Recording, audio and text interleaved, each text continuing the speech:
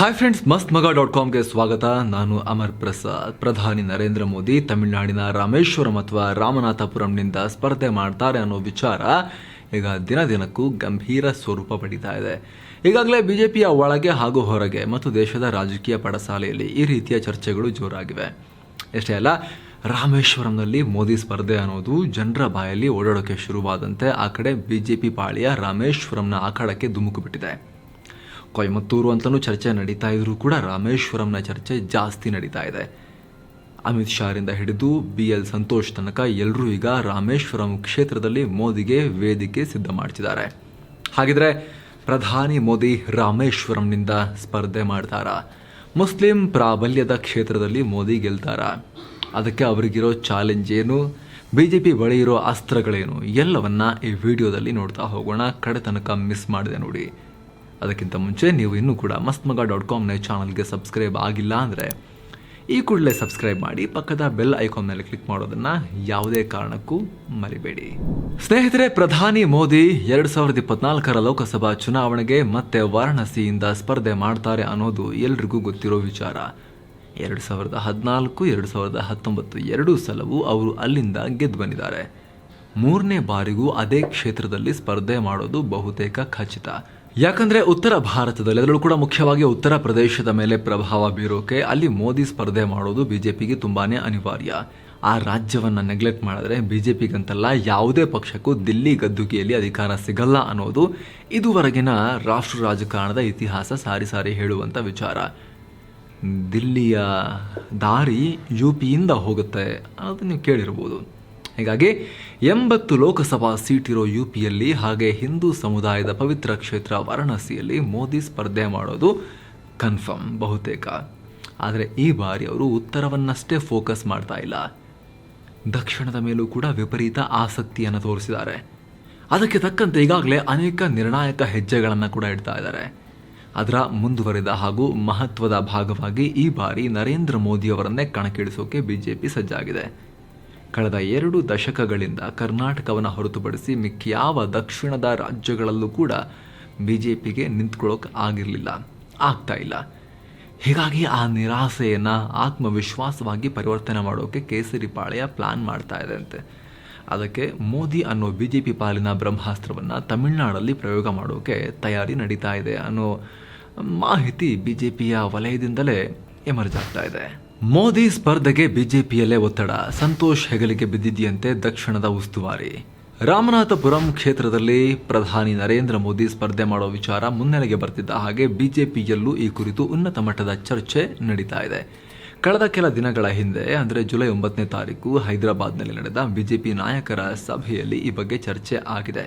ಅಲ್ಲಿ ಸೇರಿದ್ದ most of the ಲೀಡರ್ಗಳು ರಾಮೇಶ್ವರಂನಿಂದ Modi ಸ್ಪರ್ಧೆ ಮಾಡಬೇಕು ಅಂತ ಒತ್ತಡವನ್ನು ಹಾಕಿದ್ರಂತೆ. ಬಿಜೆಪಿಯ ಈ ದಕ್ಷಿಣ ದಂಡಯಾತ್ರೆಗೆ ಬಿಜೆಪಿಯ ರಾಷ್ಟ್ರೀಯ ಸಂಘಟನಾ ಪ್ರಧಾನ ಕಾರ್ಯದರ್ಶಿ BL ಸಂತೋಷ್ ಅವರೇ ನೇತೃತ್ವ ವಹಿಸಲಿದ್ದಾರೆ ಅಂತ ಹೇಳಲಾಗ್ತಾ ಇದೆ.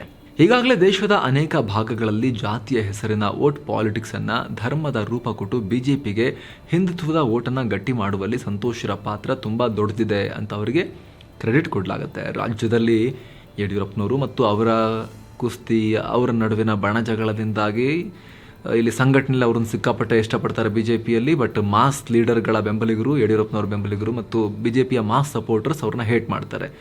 ಅದು ಕ್ಲಾಶ್ ನಡೀತಾ ಇರುತ್ತೆ.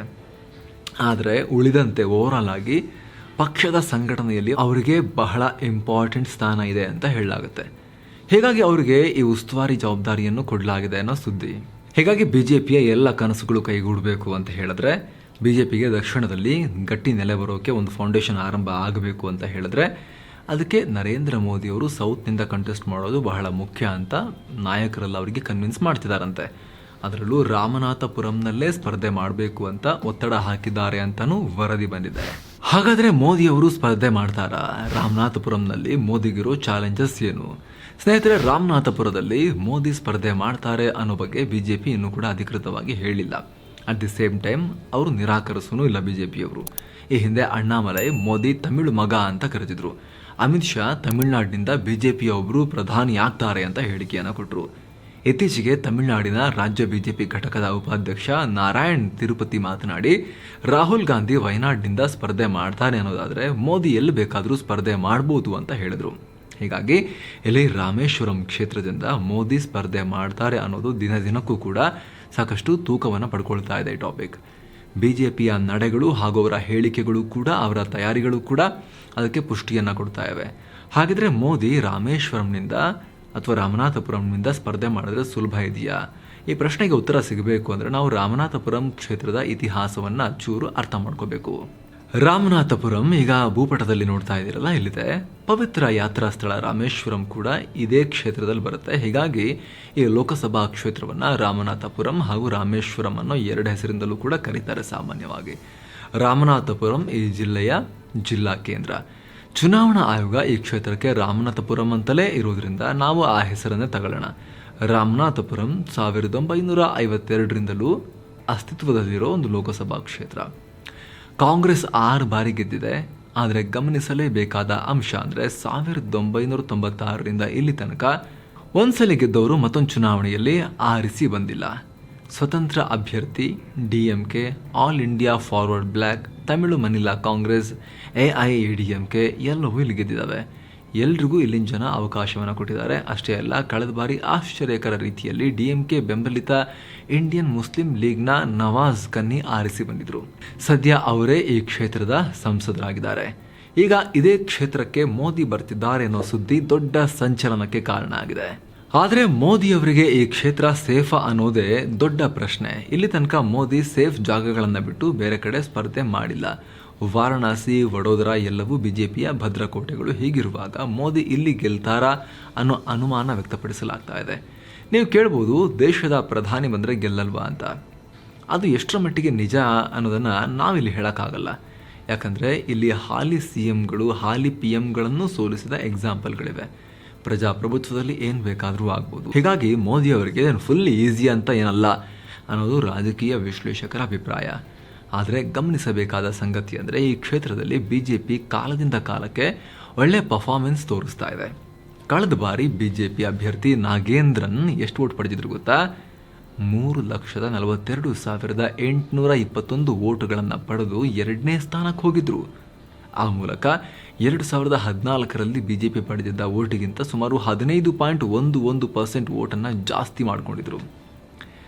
ವಿಜೇತ ಮುಸ್ಲಿಂ ಲೀಗ್ನ ಅಭ್ಯರ್ಥಿ 44.29% ವೋಟ್ ಶೇರ್ ಪಡ್ಕೊಂಡ್ರೆ, ಕಮಲದ ಗುರುತಲ್ಲಿ ಕಣಕ್ಕಿಳಿದಿದ್ದ ನಾಗೇಂದ್ರನ್ 32.31% ವೋಟನ್ನು ಪಡೆದಿದ್ರು. ಈ ಕ್ಷಣಕ್ಕೆ ನಿಧಾನಕ್ಕೆಯಲ್ಲಿ BJP ಬಾವುಟ ಕೂಡ ಗರಿಗೆದರುತ್ತಾ ಇದೆ. ಈ ಕಾರಣಕ್ಕೆ ಮೋದಿ ಇಲ್ಲಿಂದಲೇ ಸ್ಪರ್ಧೆ ಮಾಡಬೇಕು ಅನ್ನೋ ಒತ್ತಡ ಕೇಳಿಬರ್ತಾ ಇದೆ. ಆದರೆ ರಾಮನಾಥಪುರಂ ಅನ್ನೋದು ಆಗಲೇ ಹೇಳಿದ ಹಾಗೆ ಯಾರೊಬ್ಬರ ಭದ್ರಕೋಟೆ ಅಲ್ಲ. ಅದರಲ್ಲೂ DMK ಹಾಗೂ ಇನ್ನಿತರ ಎಡಪಕ್ಷಗಳು ಇಲ್ಲಿ ಜೋರೇ ಇವೆ. ಈಗಾಗಲೇ ಹಾಲಿ ಸಂಸದ ನವಾಜ್ ಕನ್ನಿ ಮೋದಿ ಬಂದರೂ ನಾನು ಸೋಲಿಸ್ತೀನಿ ಅಂತ ಪ್ರಬಲವಾದ ಆತ್ಮವಿಶ್ವಾಸವನ್ನು ತೋರಿಸ್ಕೊಂಡು ಓಡಾಡುತ್ತಿದ್ದಾರೆ. ಹೀಗಾಗಿ ಇಲ್ಲಿ ಮೋದಿ ಸ್ಪರ್ಧೆ ಮಾಡಿದರೂ ಜಯ ಫುಲ್ ಈಸಿ ಗ್ಯಾರಂಟೀಡ್ ಅನ್ನೋ ರೀತಿ ಇಲ್ಲ ಅನ್ನೋದು ರಾಜಕೀಯ ವಿಶ್ಲೇಷಕರ ಈ ಕ್ಷಣದ ಅಭಿಪ್ರಾಯ. ಮೋದಿ ಸ್ಪರ್ಧೆ ಮಾಡ್ತಾರೆ ಅಂದರೆ BJP ಪರವಾಗಿ ಸಂಚಲನ ಹೆಂಗೆ ಮೂಡುತ್ತೋ ಅದೇ ರೀತಿ ಪ್ರತಿಪಕ್ಷಗಳು ಕೂಡ ತುಂಬ ಜಾಸ್ತಿನೇ ಫೋಕಸ್ ಮಾಡ್ತವೆ, ಜಾಸ್ತಿ ಗ್ರೌಂಡ್ ವರ್ಕ್ ಮಾಡ್ತವೆ ಅಲ್ಲಿ. ಸೊ ಮೋದಿಯವರ ಸ್ಪರ್ಧೆ ಹಾಗೂ ಗೆಲುವು ಅಷ್ಟು ಈಸಿ ಏನಲ್ಲ. ಬಿಡ್ತಾರಾ ಕಾಂಗ್ರೆಸ್ನವರು, DMK ಅವರು, ಎಡಪಕ್ಷಗಳೆಲ್ಲ ಸೇರಿಕೊಂಡಲ್ಲೂ ಒಟ್ಟು ಶಕ್ತಿ ಸೇರಿಸ್ಕೊಂಡು ಫೈಟ್ ಮಾಡಲ್ವಾ? ವಾರಣಾಸಿಗಿಂತ ಡಿಫ್ರೆಂಟ್ ಇದೆ ಇಲ್ಲಿ ಅನ್ನೋ ಚರ್ಚೆ ನಡೀತಾ ಇದೆ. ಆದರೆ ಇಲ್ಲಿ BJP ಹಿಂದೂ ಮತಗಳನ್ನು ನಂಬ್ಕೊಂಡಿದೆ. ಯಾಕಂದರೆ ಇಲ್ಲಿ ದೊಡ್ಡ ಪ್ರಮಾಣದ ಮುಸ್ಲಿಂ ಮತದಾರರು ಕೂಡ ಇದ್ದಾರೆ. ಹಾಗಾಗಿನೇ ನವಾಜ್ ಕನ್ನಿ ಇಲ್ಲಿ ಆಯ್ಕೆಯಾಗಿ ಹೋಗಿರೋದು. ನಿರ್ಣಾಯಕ ಪ್ರಮಾಣದಲ್ಲಿ ಮುಸ್ಲಿಂ ಮತಗಳಿವೆ. ಹಾಗಾಗಿ BJPಯಲ್ಲಿ ಕೇವಲ ಹಿಂದೂ ಮತಗಳನ್ನು ನೆಚ್ಚಿಕೊಂಡು ಓಕೆ ಸರಿ BJPಯಲ್ಲಿ ಜೋರಾಗಿ ಕಂಟೆಸ್ಟ್ ಮಾಡ್ತಾ ಇದೆ. ನರೇಂದ್ರ ಮೋದಿ ಅವ್ರನ್ನ ಪ್ರಧಾನಿಗಳನ್ನೇ ಕರ್ಕೊಂಡು ನಿಲ್ಲಿಸ್ತಾ ಇದ್ದೀವಿ, ಗೆಲ್ಲಿಸ್ತಿರೋ ಬಿಡ್ತಿರೋ ನೋಡಿ ಅಂತೇಳಿ ಹಿಂದೂಗಳಿಗೆ ಹೇಳೋಕೆ BJP ಪ್ಲಾನ್ ಮಾಡಿದ ಹಾಗೆ ಕಾಣಿಸ್ತಾ ಇದೆ. ಜೊತೆಗೆ BJP ಇತ್ತೀಚೆಗೆ ಮುಸ್ಲಿಮರಿಗೂ ಕೂಡ ರೀಚ್ ಔಟ್ ಮಾಡುವಂಥ ಪ್ರಯತ್ನ ನಡೆಸ್ತಾ ಇದೆ. ಮುಸ್ಲಿಂ ಸಮುದಾಯದೊಂದಿಗೆ ಆ ಅಂತರವನ್ನು ಕಮ್ಮಿ ಮಾಡಿಕೊಂಡು ಹತ್ತಿರ ಆಗೋ ಪ್ರಯತ್ನವನ್ನು BJP ನಡೆಸ್ತಾ ಇದೆ. UPಲೂ ಕೂಡ ಅದು ಆರಂಭ ಆಗಿತ್ತು. ನಿಮಗೆ ನಾವು ಹಲವಾರು ಬಾರಿ ಮಾಹಿತಿಯನ್ನು ಕೊಟ್ಟಿದ್ದೀವಿ.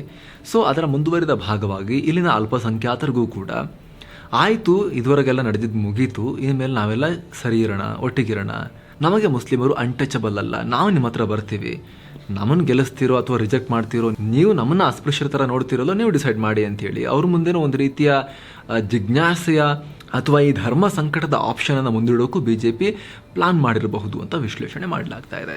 ಸೊ ರಾಮನಾಥಪುರಂನ ಒಂದಷ್ಟು ನಂಬರ್ಸ್ ನೋಡೋದಾದ್ರೆ ನಾವು ಈ ಲೋಕಸಭಾ ಕ್ಷೇತ್ರದಲ್ಲಿ 14-15% ಮುಸ್ಲಿಮರಿದ್ರೆ 83% ಹಿಂದೂಗಳಿದ್ದಾರೆ.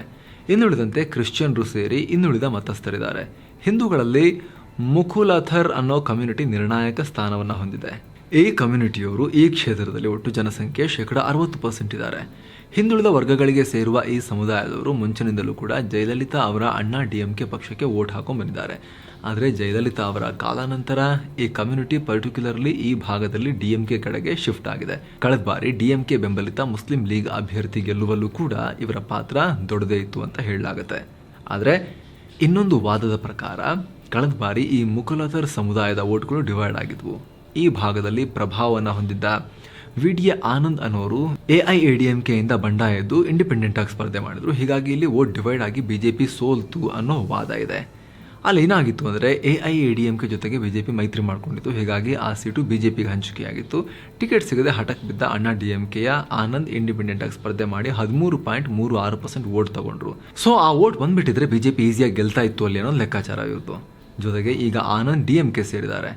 ಅವರ ಬೆಂಬಲ ಕೂಡ ಡಿಎಂಕೆಗೆ ಸಿಕ್ಕಿದೆ ಈಗ. ಹೀಗಾಗಿ ಇಲ್ಲಿ ಮೋದಿಗೆ ಇದು ಇನ್ನಷ್ಟು ಚಾಲೆಂಜ್ ತರಬಹುದು ಒಂದು ವೇಳೆ ಸ್ಪರ್ಧೆ ಮಾಡಿದ್ದೆ ಆದರೆ ಅಂತ. ಜೊತೆಗೆ ಈ ಕ್ಷೇತ್ರದಲ್ಲಿ ಮುಸ್ಲಿಮರು 14-15% ಇದ್ದಾರೆ. ಅವರು ಸಾಮಾನ್ಯವಾಗಿ ಬಿಜೆಪಿಯೇತರ ಪಕ್ಷಗಳಿಗೆ ವೋಟ್ ಹಾಕೊಂಡು ಬಂದಿದ್ದಾರೆ. ಹಾಗಿದ್ರೆ ಬಿಜೆಪಿ ಮಾಡ್ತಿರೋ ತಂತ್ರ ಏನು? ಸ್ನೇಹಿತರೆ, ತಮಿಳುನಾಡಿನಲ್ಲಿ ಈ ಸಲ ನಮ್ಮ ಅಕೌಂಟ್ ಚೆನ್ನಾಗಿ ಓಪನ್ ಆಗಬೇಕು ಅಂತಿರೋ ಬಿಜೆಪಿ ಕನಿಷ್ಠ 25 ಸೀಟ್ಗಳಲ್ಲಿ ತುಂಬ ಫೋಕಸ್ ಮಾಡೋಕೆ ಪ್ಲಾನ್ ಮಾಡಿದೆಯಂತೆ. 25 ಸೀಟ್ ಈ ಕ್ಷಣಕ್ಕೆ ಬಿಜೆಪಿಗಲ್ಲಿ ಭಾಳ ಜಾಸ್ತಿ ಅಂತ ಕಾಣುತ್ತೆ, ಕನಸು ರೀತಿ ಕಾಣುತ್ತೆ. ಯಾಕಂದರೆ ಬಿಜೆಪಿ ಪಾಲಿಗೆ ಇಲ್ಲಿ ತನಕವು ತಮಿಳುನಾಡು ಅಂದರೆ ಮರಳುಗಾಡು, ಮರುಭೂಮಿ, ಬರಗಾಡು, ಅಲ್ಲಿ ಏನು ಸಿಗಲ್ಲ ಅವರಿಗೆ. ಕಮಲ ಅಳ್ತಾ ಇರಲಿಲ್ಲ ಮರಳುಗಾಡಲ್ಲಿ, ಬಿಜೆಪಿ ಪಾಲಿಗೆ ಮರಳುಗಾಡಾಗಿತ್ತದು. ಬಟ್ 25 ಸೀಟ್ ಮೇಲೆ ಫೋಕಸ್ ಮಾಡ್ತೀವಿ ಅಂತ ಹೋಗ್ತಿದ್ದಾರಂತೆ ಈ ಸಲ. ಅದಕ್ಕಾಗಿ ಅಣ್ಣಾಮಲೈಯವರ ಮೂಲಕ ಪಾದಯಾತ್ರೆಯನ್ನು ಕೂಡ ಆರಂಭಿಸಿದೆ. ಒಬ್ಬ ಸರ್ವಿಂಗ್ IPS ಆಫೀಸರ್ ಕೆಲಸಕ್ಕೆ ರಾಜೀನಾಮೆ ಕೊಟ್ಟು ಬಿಜೆಪಿಗೆ ಸ್ವಲ್ಪವೂ ನೆಲೆ ಇಲ್ಲದ ಒಂದು ತಮಿಳ್ನಾಡಿನಂಥ ರಾಜ್ಯದಲ್ಲಿ ಹೋಗಿ ವರ್ಕ್ ಮಾಡೋಕ್ಕೆ ಶುರು ಮಾಡ್ತಾರೆ ವರ್ಷಗಟ್ಟಲೆ ಅಂತ ಹೇಳಿದ್ರೆ ಲಾಂಗ್ ಗೇಮ್ ಬಿಜೆಪಿ ತಮಿಳ್ನಾಡಲ್ಲಿ ಆಡ್ತಿರೋದು ಸ್ಪಷ್ಟ. ಈಗ ಆಲ್ರೆಡಿ ಹಲವು ಯಾತ್ರೆ ಎಲ್ಲ ಆಗಿದೆ. ಅಲ್ಲಿ ದಿನ ಬೆಳಗಾದರೆ ಆ್ಯಕ್ಟಿವ್ ಇರ್ತಾರೆ ಅವರು. ದಿನ ಬೆಳಗಾದರೆ ಸಿಕ್ಕಾಪಟ್ಟೆ ಅಗ್ರೆಸಿವ್ ಆಗಿ ಸ್ಟಾಲಿನ್ ಸರ್ಕಾರವನ್ನು ಟೀಕೆ ಮಾಡ್ತಾರೆ. ಎಐಎಡಿಎಂಕೆನೇ ಅಣ್ಣಾ ಡಿಎಂಕೆನೇ ಸೈಡಿಗೆ ಹೋಗಿದೆ. ಅವರ ಮಿತ್ರ ಪಕ್ಷ, ದೊಡ್ಡ ಪಕ್ಷ ಬಿಜೆಪಿದು, ಅಲ್ಲಿ ಬಿಜೆಪಿಯ ಫ್ರೆಂಡ್ ಪಕ್ಷ ಅದೇ ಸೈಡಿಗೆ ಹೋಗಿದೆ. DMKನ ಇವರು ಜಾಸ್ತಿ ಫೈಟ್ ಮಾಡ್ತಿದ್ದಾರೆ ಅಣ್ಣಾಮಲೈ. ಈಗ ಹೊಸ ಯಾತ್ರೆ ನನ್ನ ಭೂಮಿ ನನ್ನ ಜನತೆ ಹೆಸರಲ್ಲಿ ಈ ಪಾದಯಾತ್ರೆ 5 ಹಂತಗಳಲ್ಲಿ ನಡೆಯುತ್ತೆ. 1700 ಕಿಲೋಮೀಟರ್ ಸಾಗಿ 2024 ಜನವರಿ 11ಕ್ಕೆ ಚೆನ್ನೈನಲ್ಲಿ ಅಂತ್ಯ ಆಗುತ್ತೆ. ಯಾತ್ರೆ ಎಲ್ಲ 234 ವಿಧಾನಸಭಾ ಹಾಗೂ 39 ಲೋಕಸಭಾ ಕ್ಷೇತ್ರಗಳಲ್ಲಿ ಸಾಗುತ್ತೆ. ಈಗ ವಿಚಾರ ಏನು ಅಂತ ಹೇಳಿದ್ರೆ, ಈ ಯಾತ್ರೆಗೆ ಚಾಲನೆ ಕೊಟ್ಟಿರೋದು ಅದೇ ರಾಮೇಶ್ವರಂನಲ್ಲಿ. ಅದು ಅಮಿತ್ ಶಾ ಬಂದು ರಾಮೇಶ್ವರಂಗೆ ಬಂದು ದೊಡ್ಡ ಹೈಪ್ ಕ್ರಿಯೇಟ್ ಮಾಡಿ ಪಾದಯಾತ್ರೆಗೆ ಚಾಲನೆ ಕೊಟ್ಟು ಹೋಗಿದ್ದಾರೆ. ಅಷ್ಟೇ ಅಲ್ಲ, ಇದೇ ಸಂದರ್ಭದಲ್ಲಿ ಅಬ್ದುಲ್ ಕಲಾಂ ಅವರ ಪುಸ್ತಕವನ್ನು ಕೂಡ ಬಿಡುಗಡೆ ಮಾಡಿದ್ದಾರೆ. ಆ ಮೂಲಕ ಮುಸ್ಲಿಮರಿಗೂ ಕೂಡ ಬಿಜೆಪಿ ಆಗಲೇ ಹೇಳಿದ ಹಾಗೆ ಬನ್ನಿ ಒಂದಾಗೋಣ ಅನ್ನೋ ರೀತಿಯಲ್ಲಿ ಕರೆ ಕೊಡ್ತಿರೋದು ಸ್ಪಷ್ಟವಾಗಿ ಕಾಣಿಸ್ತಾ ಇದೆ. ಯಾಕಂದರೆ ಹೇಳಿ ಕೇಳಿ ಅಬ್ದುಲ್ ಕಲಾಂ ರಾಮೇಶ್ವರಂನವರೇ. ಈಗಾಗಲೇ ಅಬ್ದುಲ್ ಕಲಾಂ ಅವ್ರನ್ನ ರಾಷ್ಟ್ರಪತಿ ಮಾಡಿದ್ದು ನಾವು ಅಂತ ಬಿಜೆಪಿ ತುಂಬ ಸಲ ಮುಸ್ಲಿಮರಿಗೆ ಕಮ್ಯುನಿಕೇಟ್ ಮಾಡೋ ಪ್ರಯತ್ನವನ್ನು ಮಾಡಿದೆ. ಈಗ ಈ ವಿಚಾರವನ್ನು ಅವರ ತವರು ರಾಜ್ಯದಲ್ಲೇ ಇನ್ನಷ್ಟು ಜಾಸ್ತಿ ಪ್ರಾಜೆಕ್ಟ್ ಮಾಡಿದ್ರೆ ಅನುಕೂಲ ಆಗಬಹುದು ಅನ್ನೋದು ಬಿಜೆಪಿಯ ಲೆಕ್ಕಾಚಾರ. ಆದರೆ ಎಷ್ಟರ ಮಟ್ಟಿಗೆ ವರ್ಕೌಟ್ ಆಗುತ್ತೆ ಅನ್ನೋದು ಸ್ಪಷ್ಟ ಇಲ್ಲ ಈ ಕ್ಷಣಕ್ಕೆ. ಆದರೆ ಬಿಜೆಪಿ ಆ ನಿಟ್ಟಿನಲ್ಲಿ ಬೋಲ್ಡ್ ಎಫರ್ಟನ್ನಂತೂ ಆರಂಭ ಮಾಡಿದೆ ಅನ್ನೋದು ಇಲ್ಲಿ ಸ್ಪಷ್ಟವಾಗಿ ಕಾಣಿಸ್ತಾ ಇದೆ. ಜೊತೆಗೆ ಒಂದು ವೇಳೆ ಪ್ರಧಾನಿ ಮೋದಿ ಇಲ್ಲಿಂದ ಗೆದ್ದು ಬಂದರೆ ಆಗ ಇಡೀ ದಕ್ಷಿಣ ಭಾರತದ ರಾಜಕೀಯ, ಅದರಲ್ಲೂ ಬಿಜೆಪಿ ವಿರೋಧಿಗಳಿಗೆ ಒಂದು ಸಂದೇಶ ರವಾನೆಯಾಗುತ್ತೆ. ಯಾಕಂದರೆ ದಕ್ಷಿಣದಲ್ಲಿ ಬಿಜೆಪಿಗೆ ಹಿಂದುತ್ವ ವರ್ಕ್ ಆಗಲ್ಲ, ಅಥವಾ ಬಿಜೆಪಿಯ ಯಾವುದೇ ರೀತಿಯ ಪ್ರಸ್ತಾವಕ್ಕೆ ಸೌತ್ನವರು, ತಮಿಳ್ನಾಡಿನವರು ಸಪೋರ್ಟ್ ಮಾಡಲ್ಲ ಅನ್ನೋ ಮಾತಿದೆಯಲ್ಲ, ಅದನ್ನು ಮೀರಿ ಕೂಡ ನಾವು ಗೆದ್ದಿದ್ದೀವಿ ಅನ್ನೋದನ್ನು ಬಿಜೆಪಿ ಸಾಧಿಸಿ ತೋರಿಸೋಕ್ಕೂ ಕೂಡ ಸಾಧ್ಯ ಆಗುತ್ತೆ ಒಂದು ವೇಳೆ ಇದು ವರ್ಕ್ ಆದರೆ. ಜೊತೆಗೆ ದಕ್ಷಿಣದಲ್ಲಿ ಹಿಂದೂ ಸಮುದಾಯವನ್ನು ಕೂಡ ಒಗ್ಗೂಡಿಸ್ಬೋದು, ಅಲ್ಪಸಂಖ್ಯಾತರ ಮತಗಳನ್ನು ಕೂಡ ಪಡಿಬೋದು. ನಾವು ಒಂದು ವೇಳೆ ವೋಟ್ ಬಿತ್ತು ಅಂತ ಹೇಳಿದ್ರೆ ಅಲ್ಪಸಂಖ್ಯಾತರು ಕೂಡ ಒಂದು ವೇಳೆ PMA ಬಂದು ನಿಲ್ತಿದಾರಲ್ಲ ಹಾಕೋಣ ಅಂತ ಏನಾದರೂ ಹಾಕಿದ್ರೆ ಅದನ್ನು ಕೂಡ ಹೇಳೋಕೆ ಬಿಜೆಪಿಗೆ ಒಂದು ಸ್ಟಾರ್ಟಿಂಗ್ ಪಾಯಿಂಟ್ ಸಿಗುತ್ತೆ ಅನ್ನೋ ಲೆಕ್ಕಾಚಾರ ಬಿಜೆಪಿದು. ಈ ರೀತಿ ಈಗಾಗಲೇ ಅನೇಕ ತಂತ್ರಗಳನ್ನು ಹೊಂದಿರೋ ಬಿಜೆಪಿ ರಾಮನಾಥಪುರಂ ಕ್ಷೇತ್ರದಲ್ಲಿ ಗ್ರೌಂಡ್ ಲೆವೆಲ್ನಲ್ಲಿ ವರ್ಕ್ ಅಂತೂ ಶುರು ಮಾಡಿದೆ. ಈ ಭಾಗದ ನಾಡಿಮಿಡಿತ ಹೇಗಿದೆ, ಈ ಭಾಗದಲ್ಲಿ ಇನ್ನೆಲ್ಲ ಸಮಸ್ಯೆಗಳಿವೆ, ಇದನ್ನೆಲ್ಲ ಫೋಕಸ್ ಮಾಡಿ ಬಿಜೆಪಿ ಆ ಸಮಸ್ಯೆಗಳನ್ನು ಹಾಲಿ ಸಂಸದರ ವಿರುದ್ಧ ಹೈಲೈಟ್ ಮಾಡೋಕ್ಕೆ ಮುಂದಾಗಿದೆ. ಜೊತೆಗೆ ಏನು ಮಾಡ್ತಾರೆ ಅಂತ ಹೇಳಿದ್ರೆ, ವಾರಣಾಸಿ, ಕಾಶಿ, ನರೇಂದ್ರ ಮೋದಿಯವರು ಸ್ಪರ್ಧೆ ಮಾಡೋಕ್ಕಿಂತ ಮುಂಚೆ ಹೇಗಿತ್ತು, ಈಗ ಅಲ್ಲಿ ಯಾವ ರೀತಿ ಬದಲಾಗಿದೆ, ವಾರಣಾಸಿಯ ಶೇಪ್ ಹೇಗೆ ಚೇಂಜ್ ಆಗಿದೆ, ಇಲ್ಲೂ ಕೂಡ ಪ್ರೈಮ್ ಮಿನಿಸ್ಟರ್ ಬಂದು ನಿಲ್ತಾ ಇದ್ದಾರೆ, ಗೆಲ್ಲಿಸಿ ನೋಡಿ ಏನಾಗುತ್ತೆ, ಇಲ್ಲೂ ಕೂಡ ಅದೇ ರೀತಿ ಬದಲಾವಣೆ ಆಗುತ್ತೆ ಅನ್ನೋ ಒಂದು ಮೆಸೇಜನ್ನು ಕೂಡ BJP ಪಾಸ್ ಮಾಡುತ್ತೆ. ಅದರಲ್ಲೂ ಈ ಭಾಗದಲ್ಲಿ ಮೀನುಗಾರರಿಗೆ ಏನೇನು ಸಮಸ್ಯೆ ಇದೆ ಅನ್ನೋದನ್ನು ಚರ್ಚೆ ಮಾಡಿ ಆ ಮೂಲಕ ಅವ್ರ ಜೊತೆಗೆ ಟಚ್ನಲ್ಲಿರೋಕೆ BJP ಟ್ರೈ ಮಾಡ್ತಾ ಇದೆ. ಒಟ್ಟಲ್ಲಿ ಈ ರೀತಿ ಮೋದಿಯವರ ತಮಿಳುನಾಡಿನ ಮೂಲಕ ಸ್ಪರ್ಧೆ ವಿಚಾರ ದಿನದಿನಕ್ಕೂ ಸ್ವಲ್ಪ ವೇಟ್ ಪಡ್ಕೊಳ್ತಾನೆ ಹೋಗ್ತಾ ಇದೆ. ಇಲ್ಲ ರೀ ಹಾಗೆಲ್ಲ ಇಲ್ಲ ಅಂಥೇಳಿ ಯಾರೂ ಕೂಡ ತಳ್ಳಿ ಹಾಕ್ತಿಲ್ಲ BJPಯವರು. ಅದು ನಿಧಾನಕ್ಕೆ ಅದು ಇನ್ನಷ್ಟು ತೂಕವನ್ನು ಪಡ್ಕೊಳ್ತಾನೆ ಸಾಕ್ತಾ ಇದೆ, ತೂಕ ಕಮ್ಮಿ ಮಾಡ್ಕೊಳ್ತಾ ಸಾಕ್ತಾ ಇಲ್ಲ ಈ ಟಾಪಿಕ್. ಇದು ನಿಜ ಆಯಿತು ಅಂತ ಹೇಳಿದ್ರೆ ಒಂದು ವೇಳೆ ಸ್ಪರ್ಧೆ ಮಾಡೋದು, ದಕ್ಷಿಣ ಕೂಡ ಮುಂದಿನ ಪಾರ್ಲಿಮೆಂಟ್ ಚುನಾವಣೆಯಲ್ಲಿ UP, ಬಿಹಾರ, ಮಹಾರಾಷ್ಟ್ರದಂತಹ ರಾಜ್ಯಗಳ ರೀತಿಯೇ ದೊಡ್ಡ ರಣಾಂಗಣ, ಸೌತ್ನಲ್ಲೂ ಕೂಡ ಈ ಸದರ್ನ್ ಥಿಯೇಟರ್ ಕಮಾಂಡ್ ಅಂತ ಏನು ಆರ್ಮಿಲೆಲ್ಲ ಕರೀತಾರಲ್ಲ, ಆ ರೀತಿ ಈ ದಕ್ಷಿಣ ಭಾಗದಲ್ಲೂ ಕೂಡ 2024 ಮಹಾಯುದ್ಧ ಜೋರಾಗಿ ನಡೆಯೋ ಸಾಧ್ಯತೆ ಇದೆ. Thank you so much. ಮತ್ತೆ ಭೇಟಿ ಆಗ್ತಿರೋಣ. ನಮಸ್ತೆ.